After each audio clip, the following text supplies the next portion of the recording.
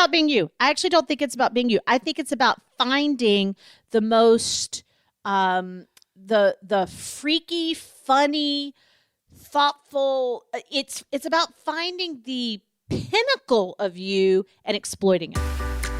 Hello, hustlers, entrepreneurs, solopreneurs, small business owners, everybody out there trying to turn an idea into income. I want to welcome you to Serious Business, because it's serious, but it's not all that serious.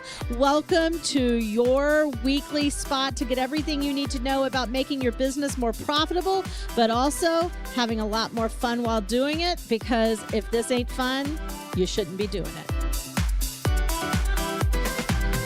Hello, everybody, and welcome to another episode of Serious Business, where it all matters, just not that much. So, hope everybody is having an amazing day. And I've got a topic today that I want to talk about that kind of was influenced by song, influenced by an artist, but it's going to tie into how you message your business, how you show up in your business. And we're going to talk a little bit about even speaking and how who you are and what you do, how that relates to speaking. So, here's a little place where, Melonie in this partnership is the music aficionado. She, I don't know, has probably 27 million songs downloaded onto her phone. She loves music, but we disagree sometimes. And in addition to disagreeing, sometimes I bring things to her that really shocks her. Like I introduced her to Bruno Mars. It's a fact. No. You got me into it. You were not the person. No. I mean, you had heard it before. Yeah. But I introduced you to Bruno Mars. Yep. I also, God, what's that song in Seattle that we listened to over, oh my gosh, I can see the band. It's a country I just band. want everyone to know that she's had so few It's moments like 2 around times music in my that life. she can remember all the Oh my details. gosh, I'm going to think of this in the middle of it. But when I die young, bury me in satin, lay me Yeah, but they were a down. one-hit wonder, But in I my introduced you opinion. to the song. Okay. Yeah. I'm just saying.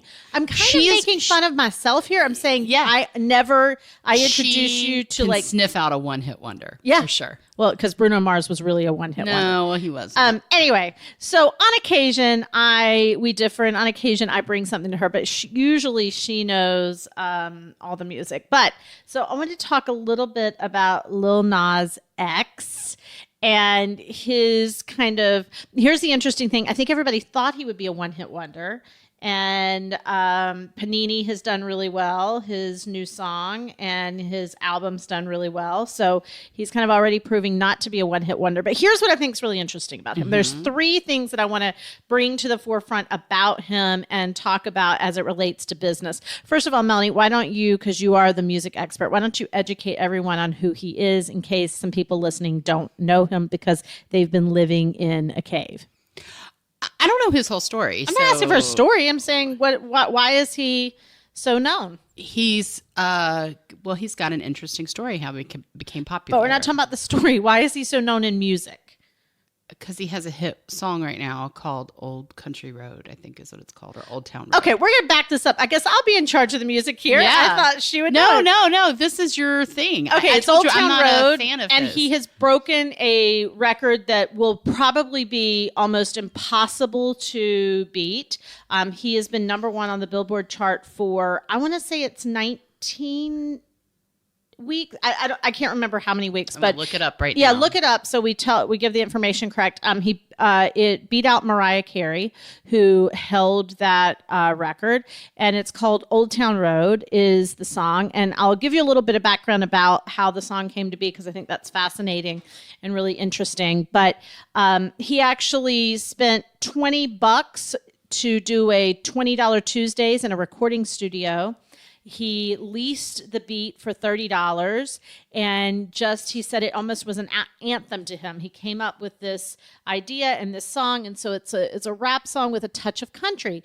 Now, here's what's really interesting. The mixer at the studio that was he said, I didn't know if this was going to be a hit song. He said, I knew it was a good song. He said, but I knew it was really different. And he said, and different can be really good if you know how to use it. I thought that was an interesting piece of an interview that I saw being done about him. So what happened was, because it's got a little bit of a country, it is a country background and a country song. It came out as, I want to say, number 19 on the country Billboard charts. Country music decided to pull it and said it wasn't country enough, which of course created quite the stir and a big backlash.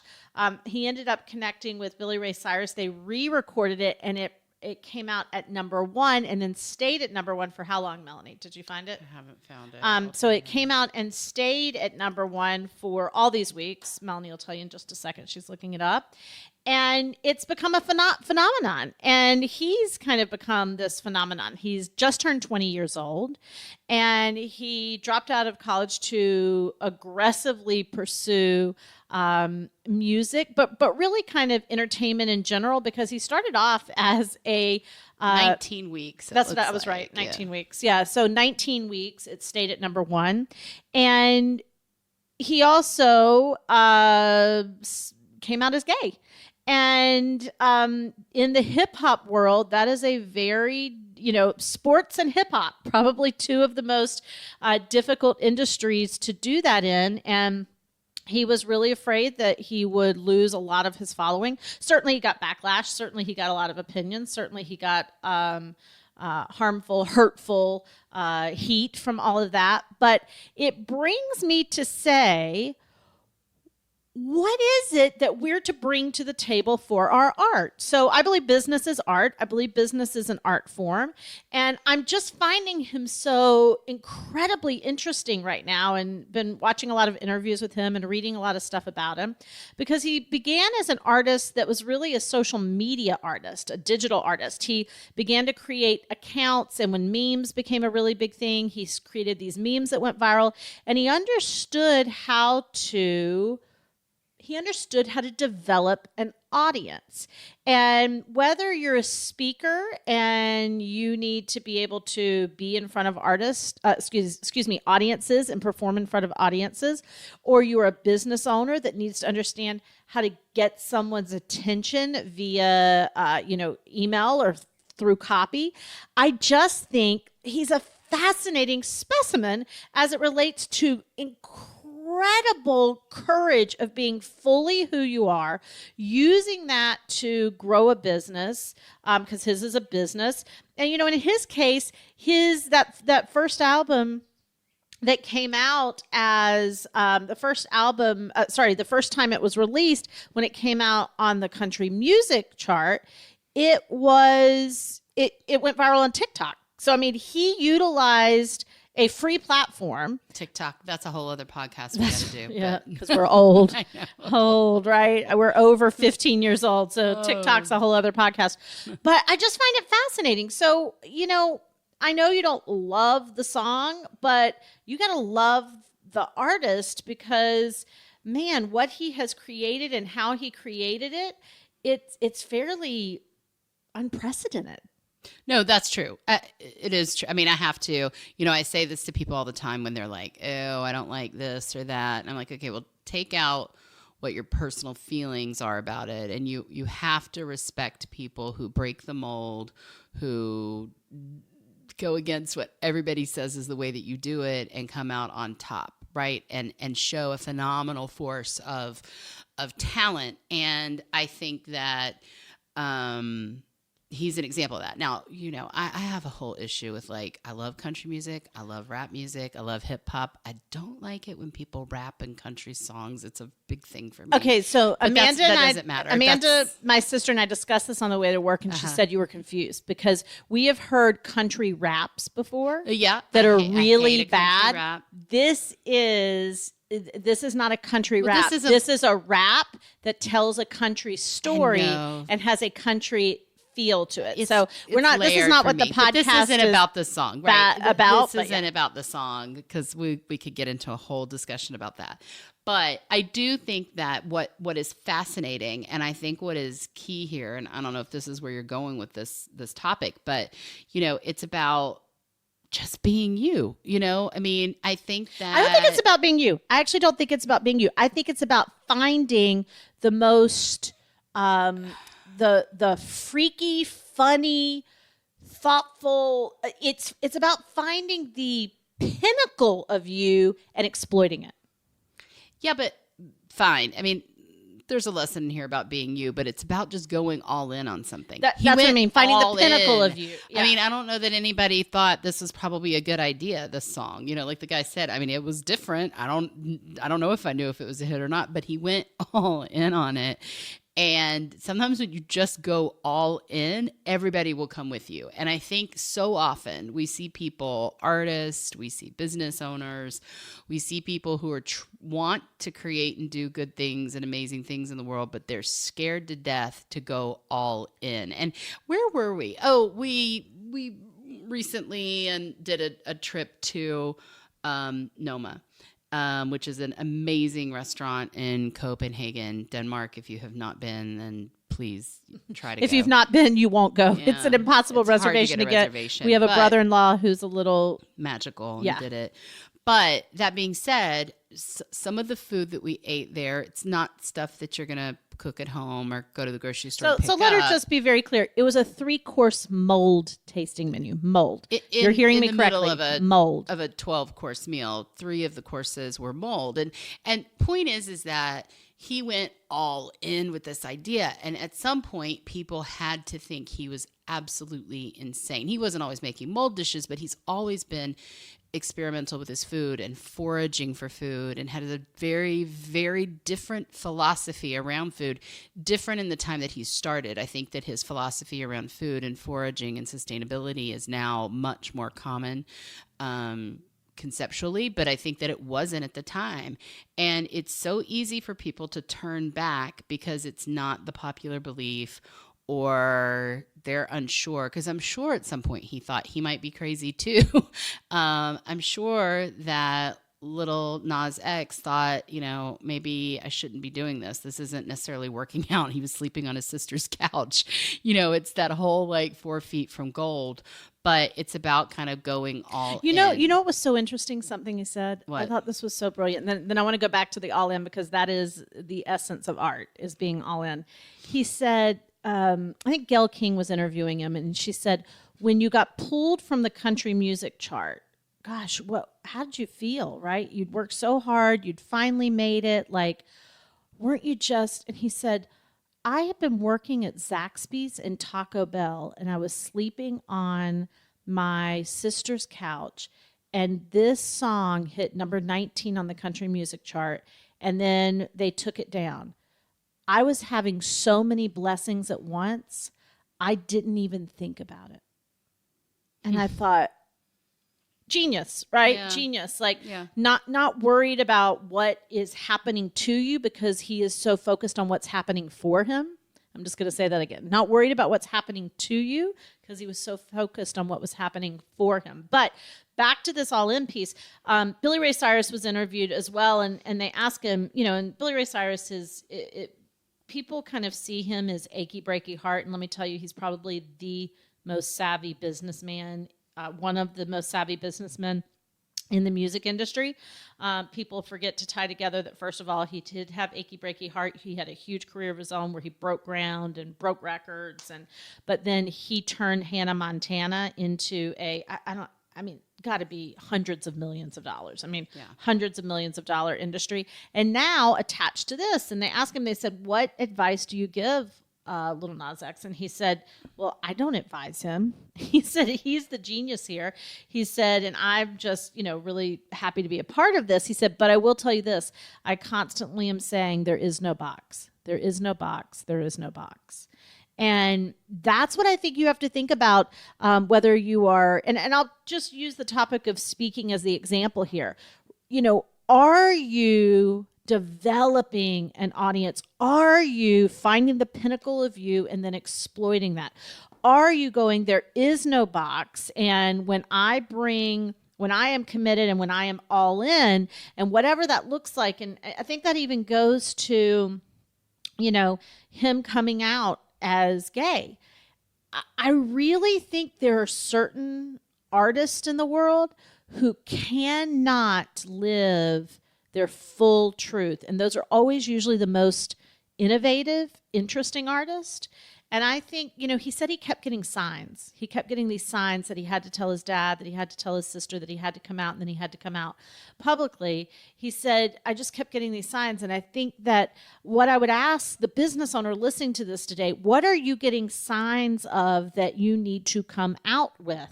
Right? It may not be that you are gay. It may not be anything to do with you personally. It might even be something that you want to launch or something you want to do or a message you want to talk on or a topic you want to discuss.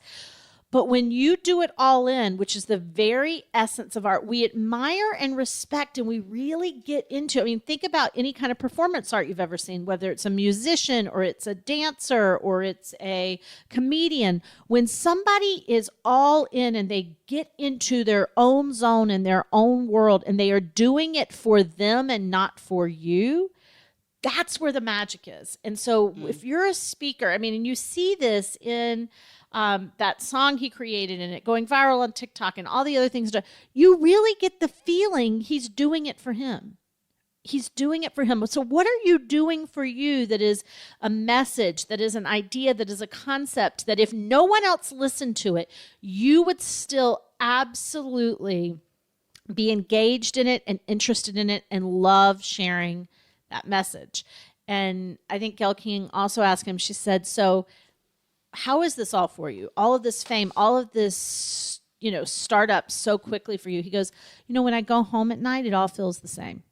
He said, you go out on the street and people are like, congratulations, I love your music. Did you see my daughter, her video to your song on TikTok? He's like, it's all this hubbub. He said, but when I go home and I'm quiet and I'm alone, it's still me and what I want to create. And that is clearly the voice of an artist who is doing it for themselves. And so I want to ask everybody right now, when you go out and you give a talk, when you write copy, when you create your new program, who are you doing it for? Now, every marketing person you talk to is going to say, go interview your people and you've got to know exactly what they want and you've got to make it for them. But when you make it for you and it resonates with them, that's where the magic is. Right? That's where the magic is. And I've always said, even my events that I've done events that the budget was almost $1 million. And people came to me and they said, oh, does that help you sell more? Do you sell more units at your events when you do it? No, I sell probably the same if I didn't do it. And they go, then why do you do it? And I go, I do it for me. I do it because I love to create and I love to put on a show. And when I do it for me, and I'm thrilled and I'm happy and I'm loving it and I'm in my bubble doing my thing, everybody else begins to build their own bubble. Yeah. Yeah. No. That's it. That's all we got to say. That's it. So All what's in. your bubble? What's your bubble and how do you get in it and how do you get all in and how do you realize there is no box? The pinnacle of you, finding the pinnacle. Pinnacle of you and then exploiting it. And exploiting it. Yeah, because I think that is what it's all about. And far too often, I see people who get into, honestly, the easy part of business is the fucking logistics of it. We can tell you, here's the math, do the cash flow, write these numbers down and all that. So much of it is the headspace. So much of it is just not being fully committed to something, not going all in, not just not being 100% present for taking risks. That's what we're talking about. It's like, I want to throw every risk up against the wall and I want to see what sticks and a lot of it's going to fail and I may look like an ass and this may not work, but I also may get a song that stays 19 weeks as number one on the Billboard charts. Right. And you'll never know unless you are all in. Unless you're all in. And the last thing he said in that interview I watched was he said, it can happen for you. He said, what this has taught me is that it can happen for you, is that you can end up, he goes, somebody's going to break this record. Yeah. Maybe it's a song that comes out tomorrow. Because it was the first record, which is so strange, hip hop, that it was the first hip hop record to stay on the charts for 19 weeks, which is so strange because it feels like there's been so many. Yeah. Mariah Carey held the record. So he said, really? What this teaches me is that that's interesting. It can happen for you.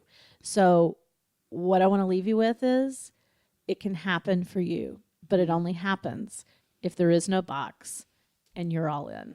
All in. Love it. See you in the next episode of Serious Business. Share this with a friend. Tell some people about it. Tell them to get all in and listen to this. Hey, we're fun, we're funny, and sometimes we say something smart. See you next time. Thank you so much for listening to this week's podcast, Serious Business. Please follow us on Instagram at The Driven Inc. and make sure to check us out on Facebook at Driven Inc. as well. Subscribe to this podcast. You don't want to miss a single episode, and tell a friend, because good friends share good stuff. See you next week.